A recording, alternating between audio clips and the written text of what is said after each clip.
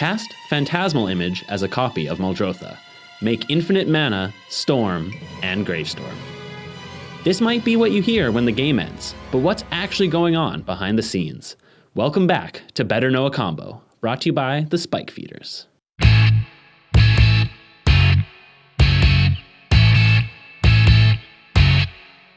How does it work? Before we start, you have to know that each time I put a new Muldrotha into play, the new one doesn't care whether I've already cast anything out of my graveyard this turn. I'm going to start the combo with Muldrotha in play and Lion's Eye Diamond, Phantasmal Image, and Animate Dead in my graveyard. Cast Lion's Eye Diamond. Activate it to add 3 blue and discard my hand. Using 2 of this blue, cast Phantasmal Image as a copy of Muldrotha. When state-based actions are checked, the original Muldrotha will die due to the legend rule. If Muldrotha is my commander, I'm going to let it go to my graveyard instead of the command zone. Cast Lion's Eye Diamond again, and activate it to add 3 black. Using 2 of this black, cast Animate Dead, targeting Muldrotha. When Muldrotha returns to the battlefield, state-based actions get checked again, and this time the Phantasmal Image will go to the graveyard. Now I'm back to where I started, but with 1 blue and 1 black mana floating.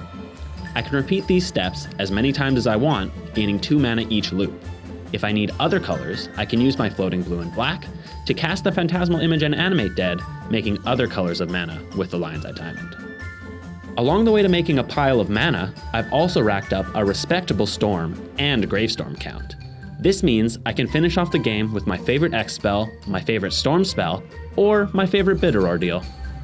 As you may know, Dance of Many can step in for either Phantasmal Image or Animate Dead, and Dance of the Dead can step in for Animate Dead.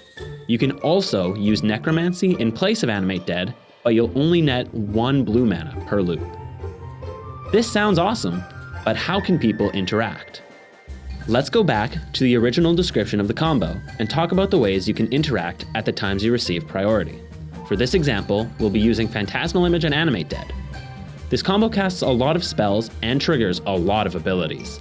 Anytime we mention casting a spell, you can counter it with any regular counter magic. And anytime we mention triggering an ability, you can counter it with spells or abilities that counter triggered abilities. Number 1, cast Lion's Eye Diamond. You can remove Muldrotha or exile their graveyard to stop the combo, but you might be better served by waiting until after they activate the Lion's Eye Diamond. Number 2, activate Lion's Eye Diamond, adding 3 blue, and cast Phantasmal Image. You won't actually receive priority until after Phantasmal Image is cast, but you can still remove Muldrotha or exile their graveyard at this point to stop the combo. Number 3, cast Lion's Eye Diamond again. Just like before, you can remove the Phantasmal Image or exile their graveyard to stop the combo, but you can simply target the Phantasmal Image with any spell or ability to do so. Number 4, activate Lion's Eye Diamond, adding 3 black, and cast Animate Dead, targeting Muldrotha. At this point, you can still remove Phantasmal Image or exile their graveyard. Number 5, Animate Dead enters the battlefield, triggering its own ability, which will bring back Muldrotha when the ability resolves. If Animate Dead isn't on the battlefield as its triggered ability resolves, none of its effects happen, and Muldrotha won't be returned to the battlefield. Instant Speed Enchantment removal can stop this combo, but only at this point. Sometimes you're not playing reactive spells like that, and prevention is going to be the best medicine. How can we prevent this from happening in the first place? Shut them down. Graveyard Hate is just what the doctor ordered. Cards like Grafdigger's Cage, Rest in Peace, and Planar Void will keep cards out of the graveyard and stop the combo before it starts. This combo requires the controller to cast 2 non-creature spells per loop. If you can tack on a 1-mana tax effect with Thorn of Amethyst or Thalia, Guardian of Thraben, the loop doesn't net mana. Because this combo requires its controller to cast a lot of spells, anything that prevents that will shut it down.